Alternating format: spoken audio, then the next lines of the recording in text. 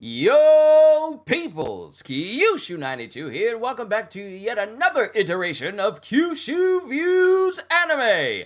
Onwards to the next episode of One Piece, so let's get it started! A beautiful act of treason. The spy, Stussy, or Stussy, as they pronounce it in Japanese. But this is after Stussy bodied both Lucci and Kaku. Mind you, she had to be kind of underhanded with it because even by her own admission, both Lucci and Kaku vastly outranked her in terms of strength. So she kind of had to blitz them. And Brooke asking the good question, why did CP0 knock out another CP0? Zoro's all like, is it okay for you to do that? And the wings are just straight up gone. Stussy out here melting people's hearts, including Brooke. But he doesn't have one. Yep, Stussy relaying back to Shaka, and we got Edison and Lilith heading outside, because remember, the Seraphim are destroying things outside. I don't know if it's just me, but I just love the sound Zoro's swords make when he sheaths them. That just ting sound. It's essentially the M1 Garand sound for swords. Pythagoras found York, and York is just fast asleep with a body full of food. For an undercover operation lasting over 20 years, she has been our ally. Woo! Think about that for a second. Stussy has been a double agent spying on Cypherpole for 20 years. Stussy unfortunately can't stop the Seraphim because her authority over the Seraphim are the same as Lucci's. Okay, I have to say, the moment during the last episode when the Seraphim were destroying stuff, fantastic animation. Stussy's animation? And Zoro and Brooke talking about how the Seraphim look familiar. Zoro already recognizes who S-Hawk looks like. Lilith's outside. S-Hawk is aiming towards one of the Vegapunks. Look at the look in his eye. The slash is already out. Woo, Zoro! Woo, Zoro! I love Zoro. So clean. Ooh, he's already going! Ooh, this animation! I love it! Oh, right in front of each other, I love it! When I look closely, you're more of a human than he is. Basically saying that Mihawk is not normal! Zoro just called a clone of a Lunarian with the capabilities of Mihawk more human than the actual human Mihawk. Which means that Mihawk is just in another grade by himself. Wow, when did Frankie get outside so quickly? I mean, it's a good thing that he was out there because he caught Lilith. And Edison tried to give the order to the Seraphim. And the one that saved him was Sanji. Oh, so Lilith can display emotions other than incredible moments of evil and violence. She's incredibly affectionate towards Edison. Kind of like a little brother. But now the Seraphim have stopped since Edison gave the order. Anytime Sanji and Zoro are within 2 feet of each other, a fight will ensue. We haven't seen Frankie do his super pose in so long. Stussy's put some Kairoseki handcuffs on Kaku and Lucci. A very smart idea, because regardless of how strong Lucci can be, Devil Fruits always lose their strength when face to face with Sea Prism Stone. And of course Sanji simping for her. And in another news, sky is blue. Chopper, when he's with Luffy, is such a little brother. Can I say that? Now, since Luffy and Chopper are looking for Vegapunk. Oh, saving Bonnie led the Straw Hats to the future island Egghead. They met Dr. Vegapunk and his 6 satellites and learned about the advanced civilization from 900 years ago. And the truth about the ones who inherited Ohara's will. Why are we having this recap? After being asked to by Vegapunk Stella, Luffy decided to take them all to sea. Why are we having this recap all of a sudden? However, they got into a battle against CP0 led by Rob Lucci, who came to the island to kill Vegapunk. And he proceeded to get bodied by Luffy, who just drug him around.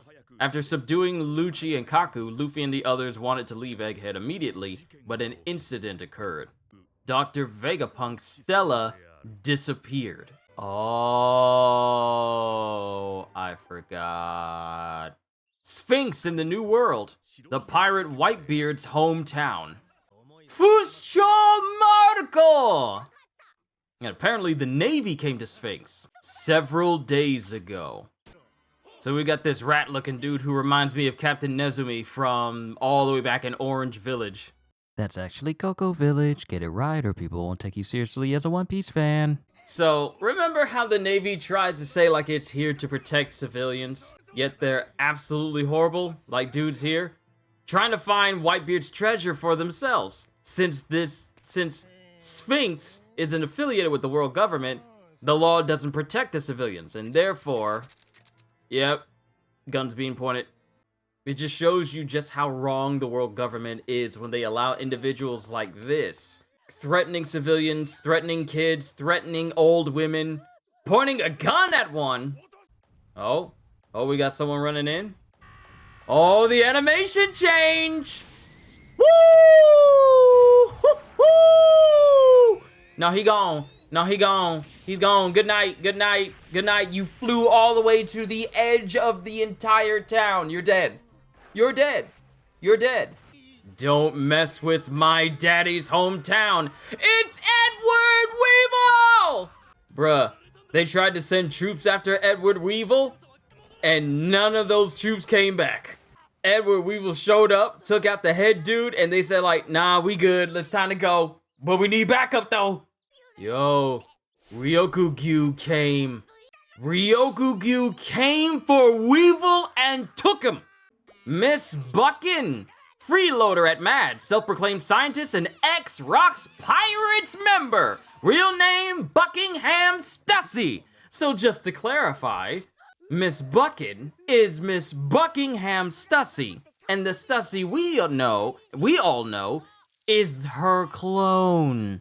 The first successful clone. So just in case you were kind of wondering between the two, yeah. Marco, you also don't believe Weevil is Whitebeard's son.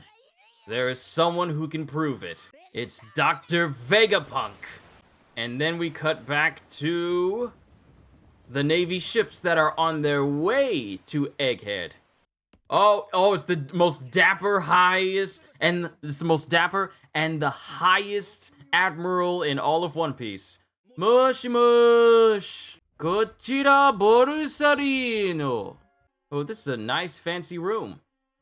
And don't these guards look familiar? Who is Kizaru serving to? Who is it? Saint J. Garcia, Saturn of the Five Elders! Highest authority in the world! To be continued! Woo! On the brink of escaping Egghead, Dr. Vegapunk, the key figure in the mission, suddenly and inexplicably disappears. Where in the closed laboratory did he go? The Straw Hats who have been left behind begin their search for the genius scientist. On the next episode of One Piece, trouble occurs. Seek Dr. Vegapunk! I'm gonna become the king of the pirates! A member of the Gorosei has left Marie Joie. Be concerned.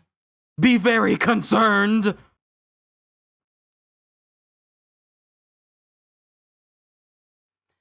Let me tell you about something about One Piece. Let me tell you about something about One Piece. Okay, we are in a situation where Stussy has fully restrained Lucci and Kaku, Sea Prism Stone handcuffs. The Seraphim have been restrained thanks to Edison giving the order directly. So now the Seraphim are on the side of the Vegapunks now. That's one thing. Luffy and company are looking for Vegapunk. That's one thing that's going on. We find out that the Navy came by the hometown of Sphinx. The island of Sphinx, which is the hometown of Whitebeard. And they tried to take whatever treasure Whitebeard had because, since his home wasn't affiliated with the world government, basically everyone there is, subject to whatever they say. They're not citizens who are paying any tribute in order to be affiliated and therefore protected under law. They are just normal people who can't pay, and therefore the Navy can do whatever they want without restraint. Told you they were evil. However, Edward Weevil shows up and pretty much one-shots the guy in charge, and that causes every other person to tuck tail and run. Unfortunately, this causes Edward Weevil to run afoul of Admiral Ryokugyu, and he takes him. He arrests him right then and there. And then we have Miss Buckin, whose full name gets revealed to be Buckingham Stussy, who is the original ex-Rock's pirate member, and also basically the template for Stussy that we know that's on Egghead right now. So we got that. However, the most important moment of this show was not anything that transpired during this, even though there was some great animation. It's the fact that Kizuru is on a ship with one of the members of the Gorosei, and you finally get one of their names. Saint J. Garcia Saturn of the Five Elders, highest authority in the world. When this reveal happened in the chapter, I lost it. Because what does it mean? How important is it for a member of the Gorosei who we have never seen leave the Room of Power, which is the sitting room that they're in? If you didn't know what that was called, it's called the Room of Power. From that room to them walking into the empty throne room to bow before Im-sama. You've never seen them anywhere else, let alone leaving Marie-Joie in order to go down to the world below. I know my face looks bright because I keep getting close. I apologize for that. What does it mean, and how serious is this for a member of the Gorosei to leave Marie-Joie and go down to the world below? Y'all are not ready. Oh no! You really are not ready for this next episode of One Piece. Woo! This arc of One Piece is about to be good for y'all anime-only viewers. But I said enough. I enjoyed a lot of the good high-grade animation moments throughout this.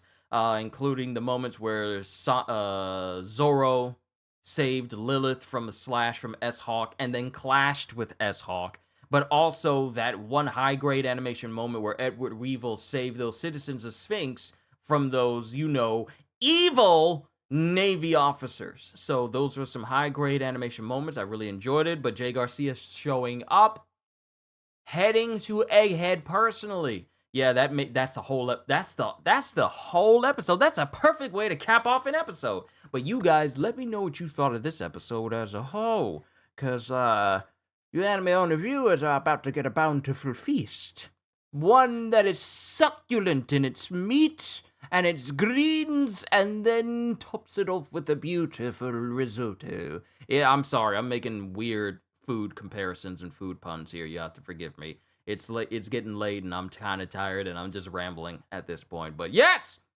let me know what you thought of this episode as a whole. With that being said, hope you all enjoyed. Can't wait to see you all in my next video. Like, comment, and even subscribe if you haven't already, because I am always looking forward to entertaining you. So have a fantastic day, and once again, as always,